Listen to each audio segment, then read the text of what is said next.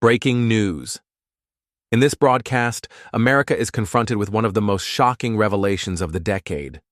Former President Barack Obama has been accused of stealing $3 billion, and tonight Congresswoman Jasmine Crockett is ready to present the evidence strong enough to be taken directly to court.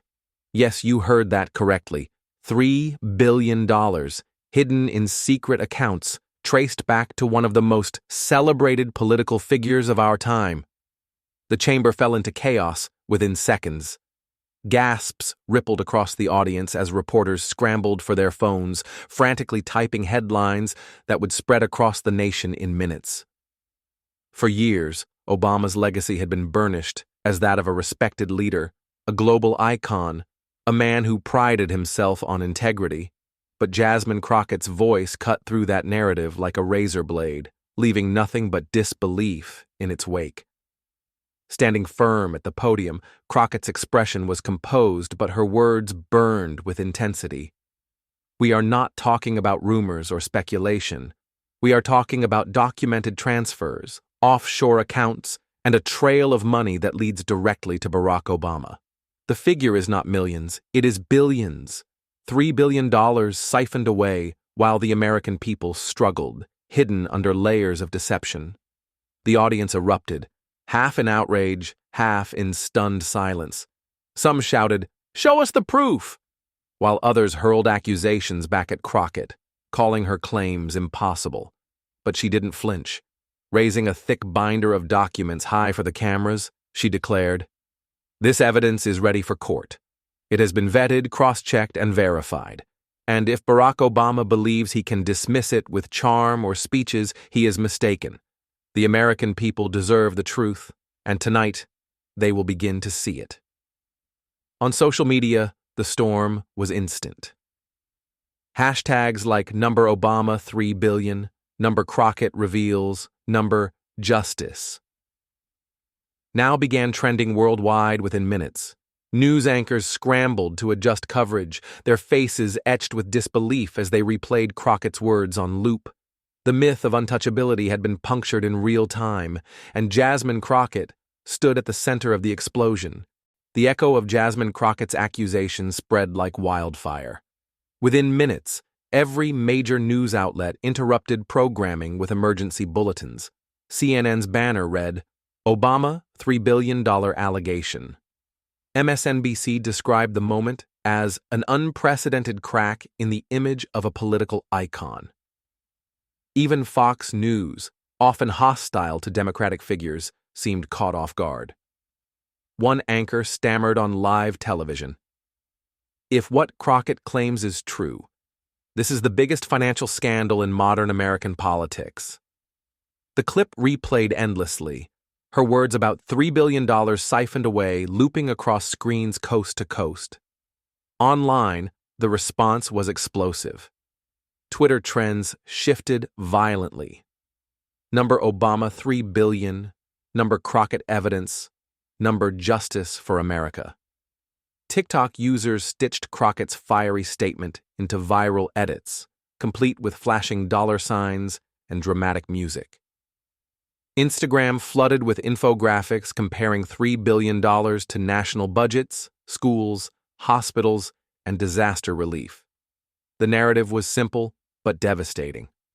While Americans struggled, Obama had allegedly hidden away unimaginable wealth. Inside Washington, chaos brewed. Obama's former allies rushed to microphones. Some dismissed the accusation as wild political theater, while others pleaded for patience until documents were verified. A spokesperson for Obama appeared briefly on camera, visibly tense. "These accusations are completely false. President Obama has always upheld the highest ethical standards. We urge Americans not to fall for baseless theatrics." But when pressed by reporters for specifics, whether financial records existed or whether any investigation was underway, the spokesperson dodged, offering no direct denials beyond the phrase, "baseless lies." The lack of clarity only fed the fire. Talk shows lit up with speculation. Why aren't they flatly denying this? Why such vague language? One late-night commentator quipped, "If this is false, show us the bank statements. It's $3 billion. We're not talking about losing your wallet." The line went viral overnight.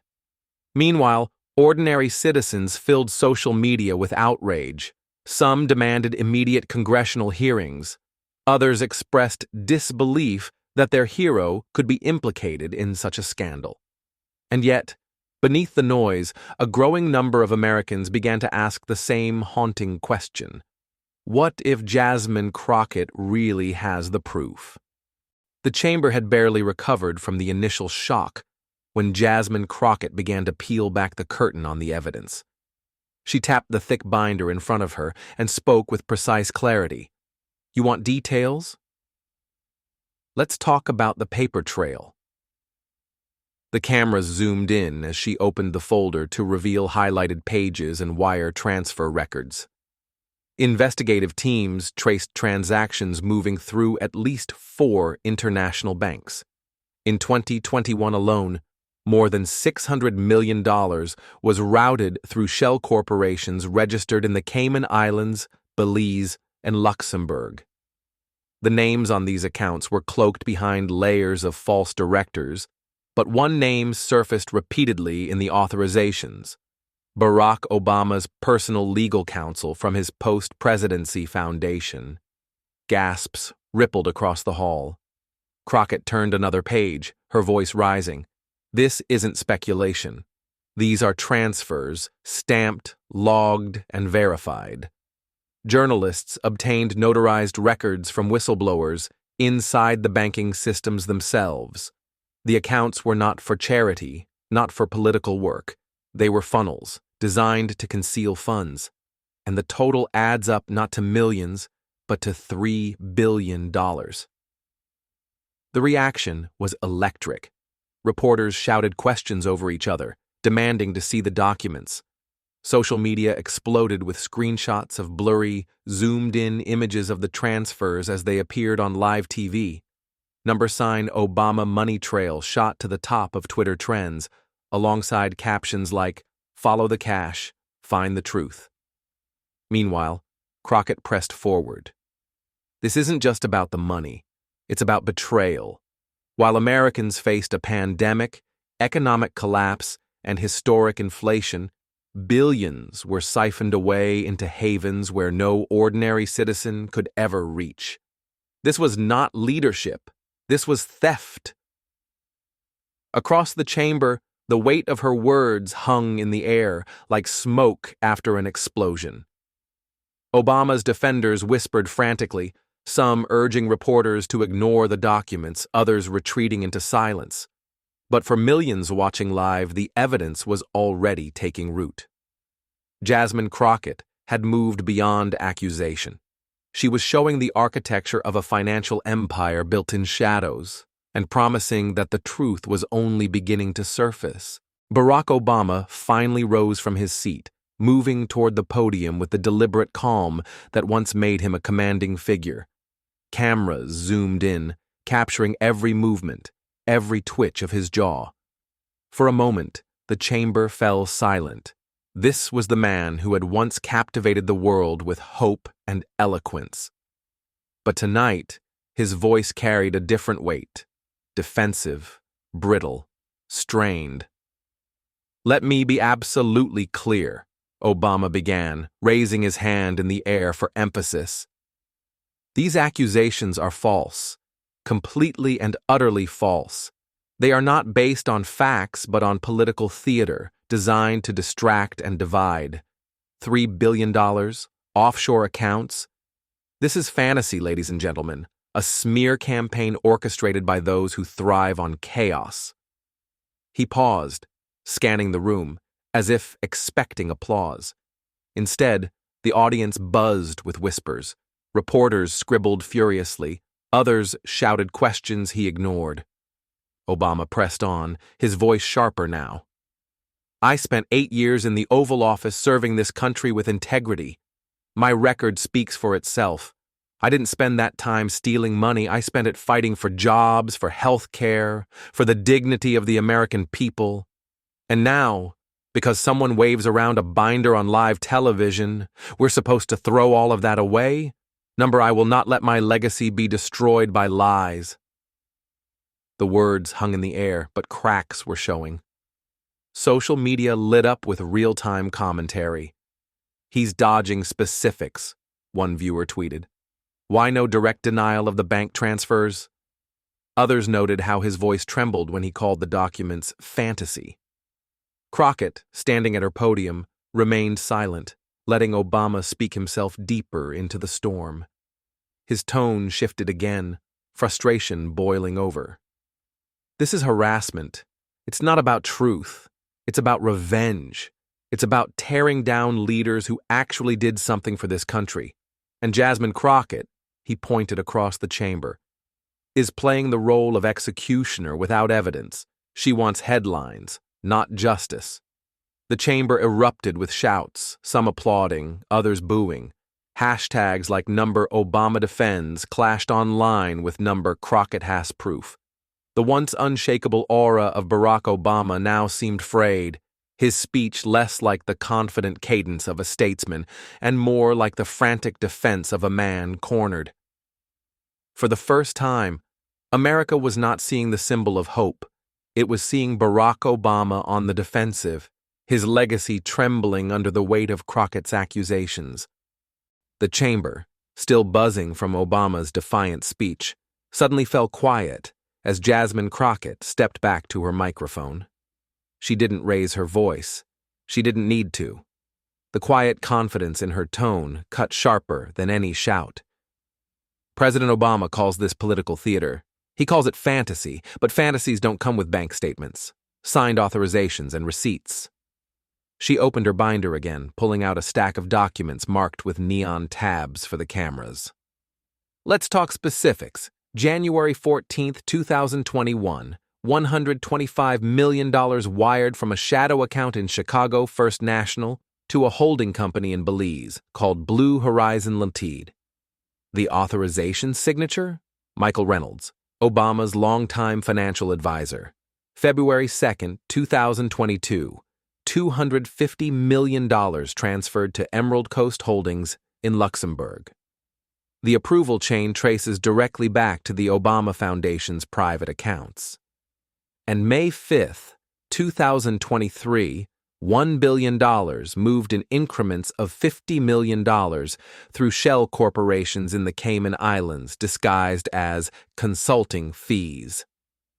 The sign-off came from two intermediaries, both of whom are now willing to testify under oath.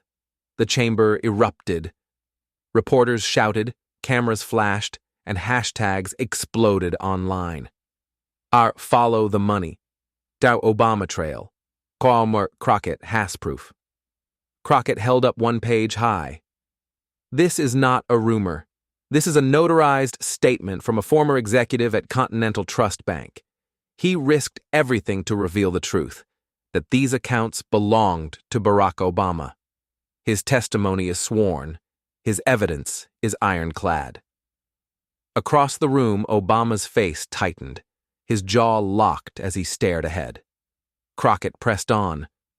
"You can dismiss accusations, but you cannot dismiss numbers, signatures, and sworn statements. These funds are traceable, they are documented, they are real, and no amount of smooth speeches can erase a trail that leads straight back to you." The audience roared, some standing to applaud, others demanding immediate investigation. News anchors broke into live commentary, describing the moment as a turning point where the accusation crystallized into evidence. For the first time, Obama wasn't simply facing Crockett's words. He was facing receipts, dates, names, and a chain of money stretching across the globe. And the more he denied, the more the evidence seemed to tighten around him like a noose. The fallout was immediate and impossible to contain. By dawn the next morning, protests had erupted in more than a dozen cities. Crowds filled the streets of Washington, New York, Chicago, and Los Angeles, waving banners that read, "Where is the $3 billion?" and "Obama, show us the accounts." Outside the White House, demonstrators chanted Jasmine Crockett's name as police struggled to contain the swelling masses. Helicopter footage showed seas of people carrying placards that simply said, "DNA doesn't lie, numbers don't lie, evidence doesn't lie." Cable news networks went into overdrive. CNN aired wall-to-wall coverage under the headline, "Crockett Evidence Ignites National Crisis."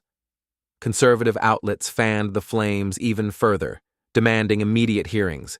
Even usually cautious centrist commentators admitted the scandal was unlike anything the country had faced in decades. If these transfers are real, one analyst said grimly, then Barack Obama will be remembered not as a historic leader, but as the man who defrauded his own nation. On Capitol Hill, the reaction was equally explosive. Democratic allies who once revered Obama scrambled for cover. A handful dismissed the accusations outright, but many others remained silent, their refusal to defend him louder than any denial. Republican lawmakers seized the moment, calling for an emergency inquiry. One senator thundered, $3 billion stolen is not just corruption, it's treason against the American people. The phrase went viral instantly. Social media became a battleground. Hashtags like number Obama 3 billion and number Crockett Truth dominated feeds, while counter movements tried to defend the former president with number Smear campaign.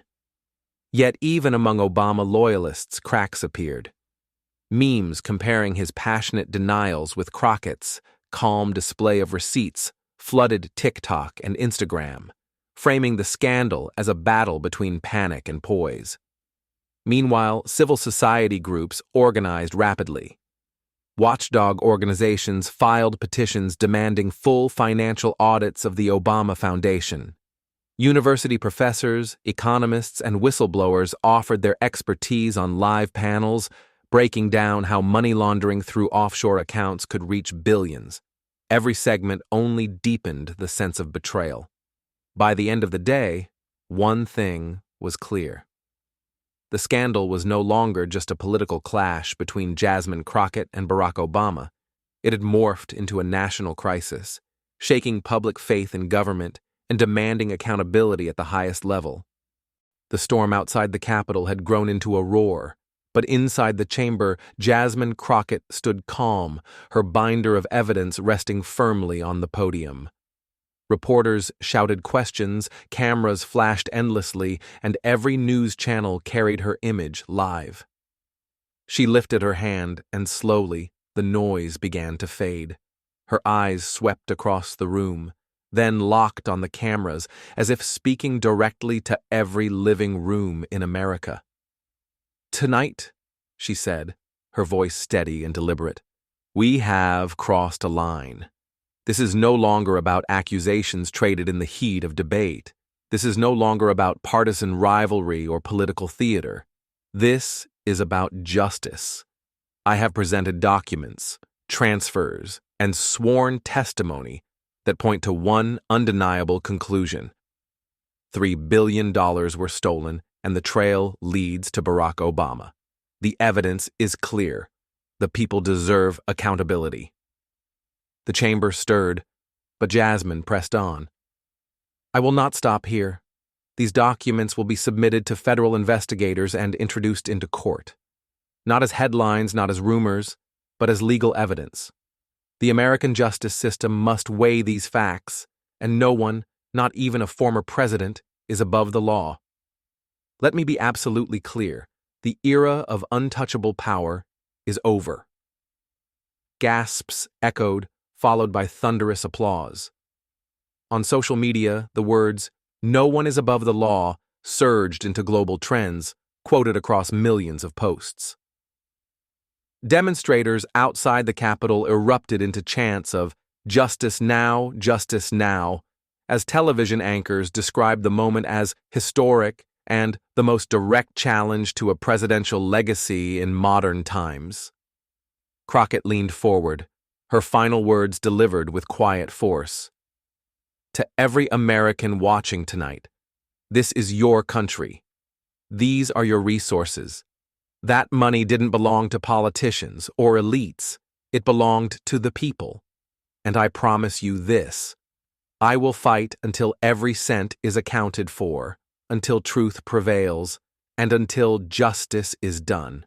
Stand with me, stand with truth, and together we will build a nation that can no longer be bought or stolen. The chamber erupted once more, applause mixing with chants as Jasmine Crockett closed the binder. The broadcast cut to black, but her words lingered in the air, echoing across the nation. For millions, this was not just a revelation. It was the beginning of a reckoning,